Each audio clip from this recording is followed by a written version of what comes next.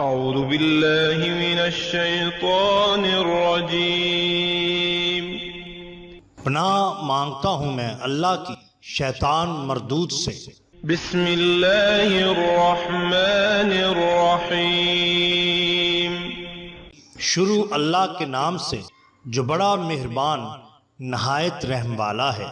The bottom line کے ناظرین اکرام، السلام علیکم۔ محترم ناظرین، ہم اپنی آج کی ویڈیو میں حضرت رابعہ بصری قلندر رحمت اللہ تعالی علیہ کی ایک کرامت پیش کریں گے کہ کیسے صحرا میں گندم اگائی۔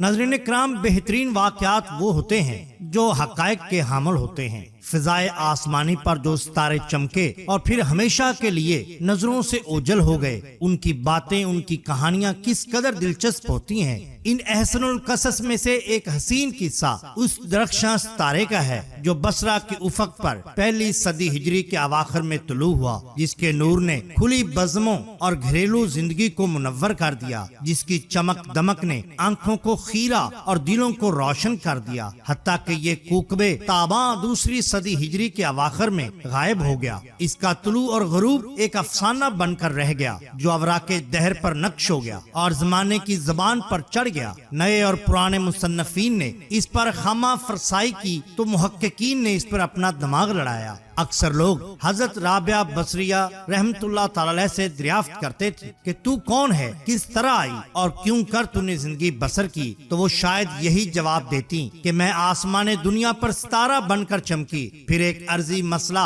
فکریہ بن کر رہ گئی، میں بھی دوسروں کی طرح آئی اور گئی، میں بھی محبت اور نفرت سے ہم آغوش ہوئی، ہنسی اور روئی، میں نے بھی اچھے اور برے کام کیے، یہاں تک کہ میں انسانی بندش سے آزاد ہو گئی اور انتہائی روحانی بلندیاں حاصل کر کے عالم فنا سے منسلک ہو گئی، اس لیے لوگ مجھے ایک عجوبہ روزگار پاتے ہیں۔ ناظرین اکرام، آپ کے والد گرامی کا نام اسماعیل تھا، آپ اپنے والدین کی چوتھی بیٹی تھی، اس لیے آپ کا نام رابعہ رکھا گیا۔ عربی زبان میں رابعہ سے مراد چار ہوتا ہے۔ مورخین کے مطابق آپ رحمت اللہ تعالی علیہ کا سال ولادت 97 ہجری بنتا ہے۔ 4 سال کی عمر ہوئی تو قضاء الہی سے والدین کا سایہ سر سے اٹھ گیا، اور اس کے بعد ان کی پرورش کس نے کی، اس کی تفصیل سے تاریخ خاموش ہے۔ ایک یتیم بچی نے جب بغداد میں قحط پڑا تو کس طرح سے زندگی گزاری ہوگی، یہ سوچ کر ہی روح کانپ اٹھتی ہے۔ آپ مختلف لوگوں کی غلامی میں گئیں اور پھر آزادی پائی۔ حضرت رابعہ بصریہ رحمت اللہ تعالی علیہ نے بصرہ میں بے شمار تکالیف اٹھائیں۔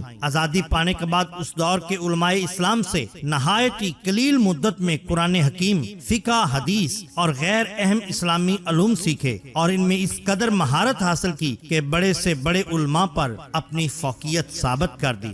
آپ رحمت اللہ تعالی علیہ نے زہد و تقوی میں اعلیٰ مقام حاصل کیا، اکثر ساری رات عبادت اور مناجات میں گزارتی اور ذرہ برابر بھی تھکن محسوس نہ کرتی۔ اس معاملے میں کسی نے بھی بچپن سے لے کر تا دم مرگ آپ کو خوب سوتے ہوئے نہ پایا اور نہ خوب کھاتے ہوئے، اس لیے آپ کو زمانے نے عادی قلندر کا رتبہ دیا۔ حضرت رابعہ بصری رحمت اللہ تعالی علیہ بہت ہی با کمال اور با کرامت خاتون تھیں اور اس معاملے میں کئی بلند مرتبہ اولیاء سے آگے تھیں، لیکن اس پر آپ نے کبھی فخر نہ کیا، حالانکہ آپ رحمت اللہ تعالی علیہ کی کرامات بے شمار ہیں۔ کسی نے ایک مرتبہ آپ رحمت اللہ تعالی علیہ سے سوال کیا، اللہ نے اولیاء کو کرامات کا تاج بخشا ہے تو آپ اس مرتبہ پر کیوں قرض پہنچی، کیونکہ آپ تو خاتون ہیں؟ آپ رحمت اللہ تعالی علیہ نے فرمایا، میں اپنے قول و فعل سے اے اللہ میں تجھ سے پناہ چاہتی ہوں اور ایسی شے کے بارے میں جو مجھے تیرے سوا کسی اور میں مشغول کر دے، اور ہر حائل سے جو تیرے اور میرے درمیان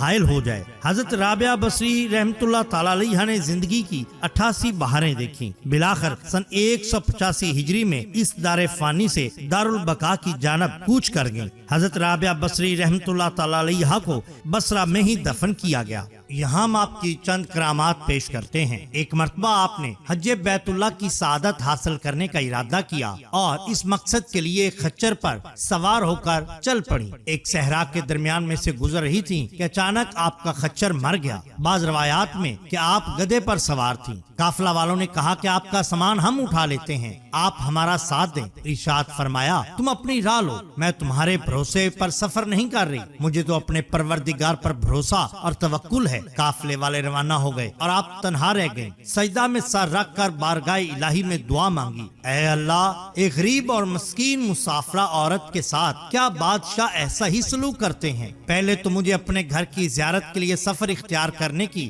ہمت اور دعوت دی، پھر راستے میں ہی لا کر میرے خچر کو مجھ سے چھین لیا اور تنہا اس صحرا میں چھوڑ دیا۔ ابھی آپ کی دعا مکمل بھی نہ ہوئی تھی کہ خچر اٹھ کر کھڑا ہو گیا۔ حضرت رابعہ بصری رحمت اللہ تعالی علیہ نے اپنا سامان اس پر دوبارہ لاد کر مکہ مکرمہ کی جانب روانگی اختیار کی اور حج بیت اللہ کی سعادت بھی حاصل کی۔ راوی کا کہنا ہے کہ میں نے حضرت رابعہ بصری رحمت اللہ تعالی علیہ کو دیکھا کہ آپ اسی خچر کو بازار میں فروخت کر رہی ہیں۔ بالکل اسی طرح بیان کیا جاتا ہے کہ جب آپ مکہ مکرمہ کی طرف عازم سفر تھیں تو آپ کا گزر ایک صحرا سے ہوا۔ وہاں آپ نے دیکھا کہ بہت سے مقامی لوگ صحرا میں سے کچھ چن چن کر کھانے کے لیے اکٹھا کر رہے ہیں۔ کوئی جڑی بوٹی کو اکٹھا کرتا تو کوئی صحرائی جانور کو ڈھونڈتا پھرتا۔ جب انہوں نے آپ کو دیکھا تو کہنے لگے کہ آپ ایک عورت ہو کر اکیلی کس طرح سے محو سفر ہیں، اور کیا آپ کے پاس سادے راہ بھی ہے؟ آپ سرکار رحمت اللہ تعالی علیہ نے فرمایا کہ میں اللہ کے سہارے نکلی ہوں اور وہی مجھے زادے راہ بھی مہیا کرے گا۔ انہوں نے کہا کہ ایسا ممکن نہیں، کیونکہ سفر بہت لمبا ہے اور راستے میں صحرا بھی ہیں۔ آپ رحمت اللہ تعالی علیہ نے فرمایا کہ اگر ایک اللہ کی بندی یہ کہے کہ یہاں صحرا میں پکی ہوئی گندم تیار ہو تو اللہ تعالیٰ اس کی کہی ہوئی بات کو کبھی رد نہیں کرے گا۔ یہ کہنا تھا کہ ان لوگوں نے دیکھا کہ جس طرف بھی نگاہ دوڑائی پکی ہوئی گندم کی فصل تیار نظر آئی، فوراً آپ کے قدموں میں گر گئے اور آپ سے معافی کے خواستگار ہوئے اور آپ کو چند دن کے لیے اپنے ہاں مہمان بھی ٹھہرایا۔ ناظرین اکرام، یہ شان ہوتی ہے اولیاء اللہ کی۔ ناظرین اکرام، یہ شان ہوتی ہے اولیاء اللہ کی۔ ناظرین اکرام، اللہ تعالیٰ کے فضل و کرم سے اور بوسیلہ سرور کونین محمد الرسول اللہ صلی اللہ علیہ وآلہ وسلم، صحابہ کرام، تبع تابعین اور اولیاء عظام کے، میں نے اپنی مدد آپ کے تحت آنکھوں کے لیے فری ہسپتال کا قیام کیا ہے، جہاں پر غریب اور نادار لوگوں کا مفت علاج معالجہ کیا جائے گا۔ ناظرین کرام، یہ ایک بہت بڑا پروجیکٹ ہے جس میں میں اکیلا کچھ نہیں کر سکتا۔ امید ہے کہ آپ اس کار خیر میں میرا ساتھ دیں گے۔ ہمارا مقصد صرف ایک ہی ہے کہ چراغ روشن رہنے چاہیے۔ اگر آپ ہماری مدد کرنا چاہیں تو درج ذیل طریقہ اختیار کر کے آپ ہماری مدد کر سکتے ہیں۔ آپ کا بہت شکریہ۔ اللہ حافظ۔